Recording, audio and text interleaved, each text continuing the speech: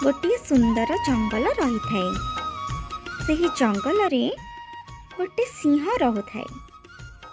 से सिंहटी तार भोजन सारी खुशी मनरे सोई रही थाए, कारण से पेट पूरा भोजन करी थाए, सेथिपाई ताको भल निद लगी थाए।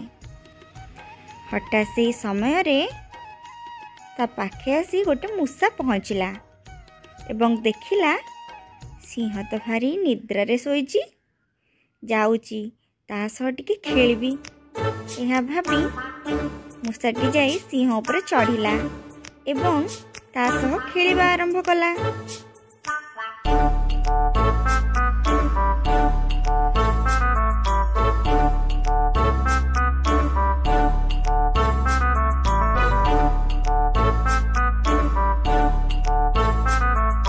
यहाँ परे सिंहर निद भांगिला एवं से रागी कहिला, अरे मूषा, तू मो सह एमिति करुछु? तू कौन जानी ना हूँ यार परिणति कौन हब? मो सह लागिबाकू साहस केमिति कलु? रह, मु तते एही खणी खाईदेबी। आज्ञा नाई, मते छाड़ी दियंतु। मु आपण सह केबे भी लागिबी नाही, मते छाड़ी दियंतु। आपण जदि मते एबे छाड़ी देबे, केबे ना केबे मु आपणकर काम रे आसीबी।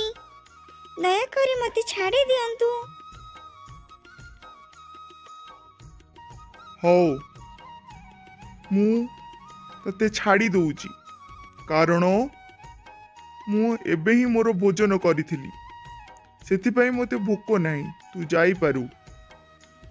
मूषाटी सेठारु चली गला।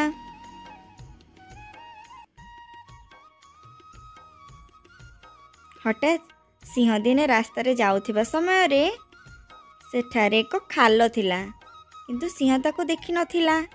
सिंह जाई से खाल रे पड़ी गला एवं सेठारे एक जाल मध्य बिछा जाइथिला। से जाल भितरे पड़ी चित्कार कला, बंचाओ बंचाओ, केही अछ मते बंचाओ, बंचाओ बंचाओ, केही अछ मते बंचाओ, बंचाओ बंचाओ, केही अछ मते बंचाओ, बंचाओ बंचाओ, केही अछ मते बंचाओ, बंचाओ बंचाओ, दया करी मते केही एठारु बंचाओ। एपरि भावे सिंहटी चित्कार करबाको आरंभ कला, किंतु सेठारे केही भी नथिले। से सेठारे से जाल भितरे पड़ी रहिला।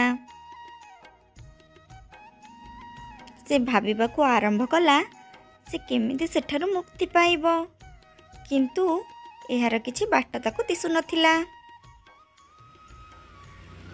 किछि समय परे सेठारको आसी एक मूषा पहुँचला एवं सिंह देखिला ए तो सही मूषा जहाको कि मु से दिन छाड़ी देइथिली। मूषा आसी कहिला, तुमे डर नहीं, मु तुमको एठारु रक्षा करिबी। एहा कही मूषा जालटी को काटी देला। धन्यवाद, तू मते साहाय्य करिथिबारु मु तो उपरे अत्यंत प्रसन्न अछि। आज्ञा, आपण मते से दिन न खाई छाड़ी देइथिले। आज मु आपण को साहाय्य कली। आपण जने भल सिंह एवं भल राजा मध्य। सिंहटी कहिला, हौ, आज तोर मोर भल बंधु होई रहिबा एवं तू मो सहित खेली पारू। मोर एथिरे कोनोसी आपत्ति नाही। मूषा कहिला, आज्ञा ठीक अछि। आजिठु आमे दुहे भल बंधु होई रहिबा एवं समस्तंकु साहाय्य करिबा।